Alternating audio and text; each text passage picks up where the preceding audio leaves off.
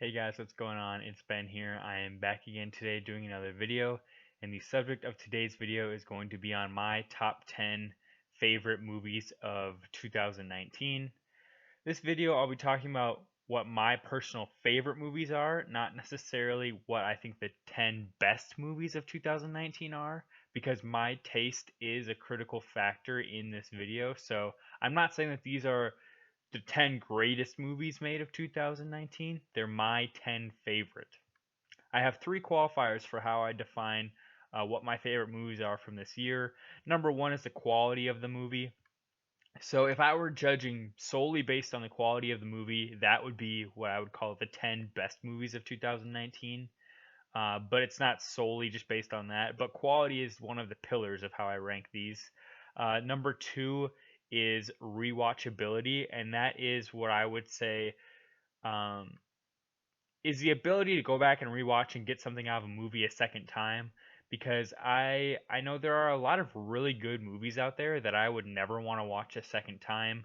I think like I'm trying to think of a good example. Maybe like 12 Years a Slave. Fantastic movie. I would never really have much interest in going back and continually rewatching though. Like once you've watched it once, you've basically gotten the gist sort of thing. But I think a sign of a good movie to me is being able to go back, rewatch, and get something out of it through additional viewings. And then lastly is my personal taste or preference and basically general enjoyment of the movie. So, for instance, there are great movies out there that I maybe necessarily don't enjoy just based on my taste, and there are probably movies that not everybody would love, but based on my individual preferences, I like them a lot. So that's the third pillar, is just my individual taste for them. So I have two honorable mentions here. Number one is a movie called The Peanut Butter Falcon. I like this movie a lot, obviously, if it's on this list. It is a really feel good story. It's about a young handicapped man who is very into wrestling, and Shia LaBeouf is basically helping him get cross country to go to this wrestling camp. Um, and the only thing I don't like about this movie is that Dakota Johnson's in it. I'm really not fond of her acting, but nevertheless, it's a very good movie, very feel good. You feel very warm coming out of it. I bought it on DVD, so obviously I think there's a good amount of rewatchability to it. It wasn't ever going to be a contention for Oscars or anything like that, but it just is a small little indie movie that's really good. My other honorable mention is one that isn't as critically acclaimed as the rest of these, probably. That's Always Be My Maybe. It's a Netflix rom com. Very by the books rom com, but for some reason I found the two leads pretty appealing. Ali Wong and Randall Park. Um, they're two stand ups who have done some acting before, but this is probably one of their first starring vehicles, and they both did a really good job. And this movie I really like in particular because it has a supporting role from a major Hollywood actor who I was very surprised to see in the movie and pleasantly surprised to see in a great comedic role for him. He's not usually a comedic actor, and he just knocked it out of the park in this supporting role, doing some really funny stuff, in my opinion. Okay, on to the main list. Number 10, Uncut Gems. Really like this movie, but the reason it's lower on this list is because I got really stressed out while watching it. It's a lot of high octane action, and basically you get no let ups or breaks in the action during this movie. So it kind of tires you out while you're watching it. But quality very high, enjoyment fairly high, and then the reason why it's lower is that I don't think it had much rewatchability, and that I got so tense and stressed during the movie that I don't really have much of a desire to go back and rewatch, honestly. Number 9, El Camino, the Breaking Bad follow-up movie. I'm a big Breaking Bad fan. I actually rewatched the series leading up to this movie premiering so that I finished the show one day before the movie premiered. And I think this movie is good. Um, doesn't have much rewatchability though, unless you're going back and rewatching the entire series and then just watching this at the end of it. But I think that it really doesn't work as a standalone movie. It's honestly more like a final episode of the TV show rather than a standalone movie. So quality good, enjoyment high, rewatchability again relatively low unless you're going to go back and watch it at the end of rewatching Breaking Bad as a whole series. Number 8, a movie called Yesterday. It's a very fun, easygoing movie, lighthearted. You feel warm at the end of it, kind of like the Peanut Butter Falcon.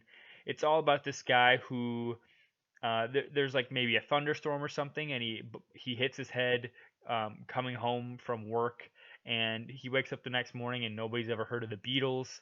And the premise is he's a struggling musician, and he starts passing off the Beatles music as his own because nobody but him has ever heard of them. And a bunch of crazy things ensue, but I really enjoyed it because the characters are very likable. The plot is very light and fun, and the main actor actually did his own performing of the songs and did a really good job. So I like that as well because, of course, as you can see in the background, I am a pretty big Beatles fan too. Number 7 is the movie Us, Jordan Peele's follow up to Get Out. Very good quality to this movie, very good rewatchability, and a fairly high level of enjoyment for me. Um, really good creepy vibes to it, but not overtly scary, I would say, just more creepy.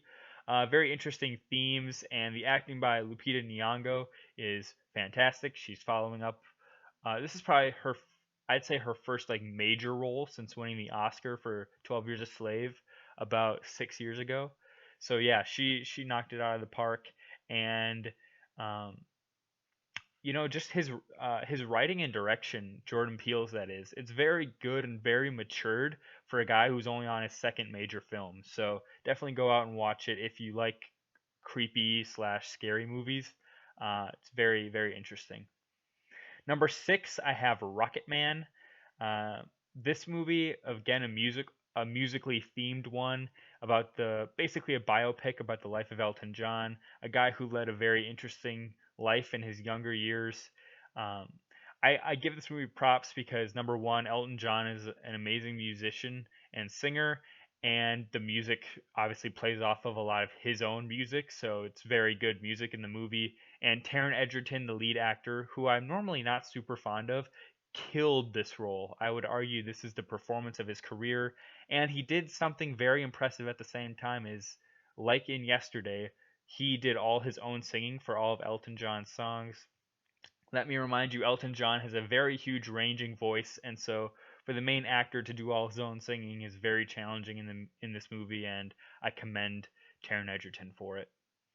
And I also bought this one on DVD, so I think it has a lot of rewatchability just from being fun and um, really good music. You kind of get to listen to a lot of his songs while watching the movie. Number 5, 4, and 3, I really struggled to place these three because I felt like a similar level of enjoyment from all of them. But number 5, I have Once Upon a Time in Hollywood.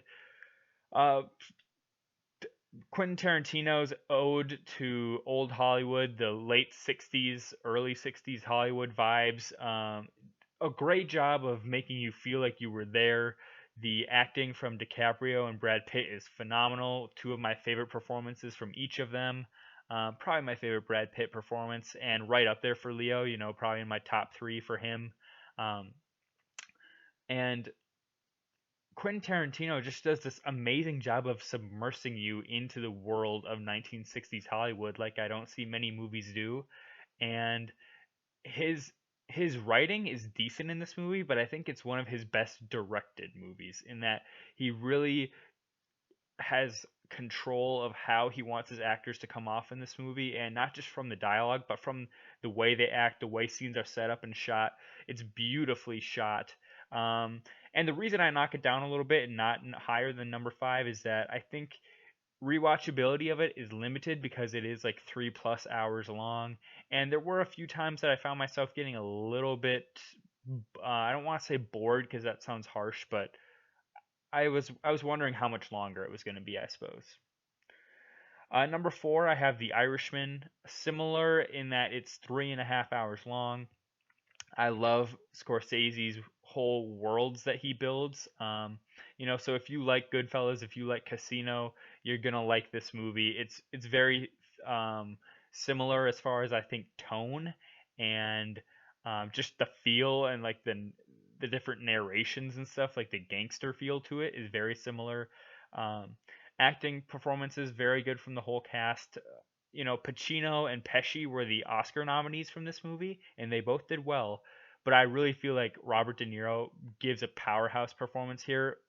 One of, if not my favorite De Niro performances of his career. I like it better than Taxi Driver. I like it better than Raging Bull, as controversial as that might sound.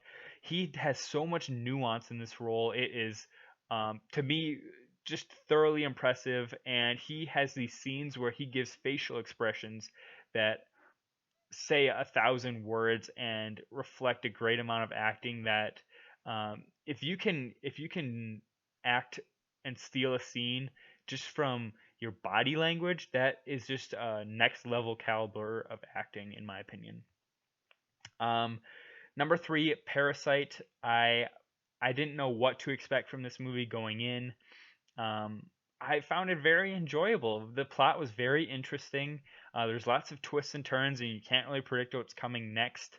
Um, I thought it was really, really well shot. The cinematography was pretty good, and it's a movie that has like a lot of gray and dulled and brown colors, but there are a few scenes where you get very vibrant, rich colors too. Like um, there's these scenes shot at a particular house where they show the backyard and the grass is super green and the sky above is super blue, and it sounds like a minute detail, but it actually is very enjoyable and aesthetically pleasing while you're watching it to see how the movie was shot.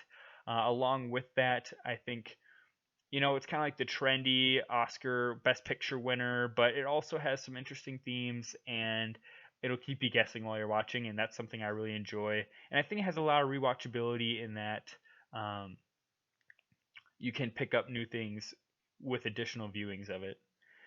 Number two, I have The Lighthouse. Again, great cinematography. It has a black and white.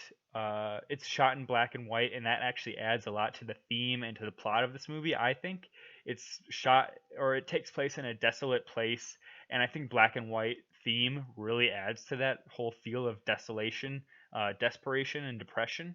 And um, it really, I don't know, just the cinematography. It got an Oscar nomination for cinematography, and it definitely deserved it. And I thought it should have won, but didn't. But oh well. Besides that, Robert Pattinson gives in maybe the best performance of his career. That and Good Time are kind of like his two best, but this one is really good for him. Willem Dafoe should have been nominated for an Oscar. Did a great performance, but just sadly it was a stacked field for supporting actor. But he does a great performance as well. Very high rewatchability of this movie. You can interpret it about 150 different ways. I bought it on DVD because I want to be able to rewatch it multiple times and get new meanings and understandings of it. But I liked it a lot. Um, and I guess I should just mention it's a pretty weird movie. Like you're not really gonna know what to expect going into it, and probably a lot of people will leave it thinking that it was bad or they just didn't understand it, so they didn't enjoy it. But if you go and read up on what certain things mean and what the director was striving for, you'll understand it a lot better, and I think it'll be a much more rich viewing. At number one, I have Knives Out. Not the most um, not the best picture winner this year, not the one that makes a political statement or is the most like um, poignant of any movie out there. But you know what? It did a lot of things really well. It was very rewatchable. It's very fun. You can pop it in almost any day of the week, any mood you're in. I feel like you can enjoy it.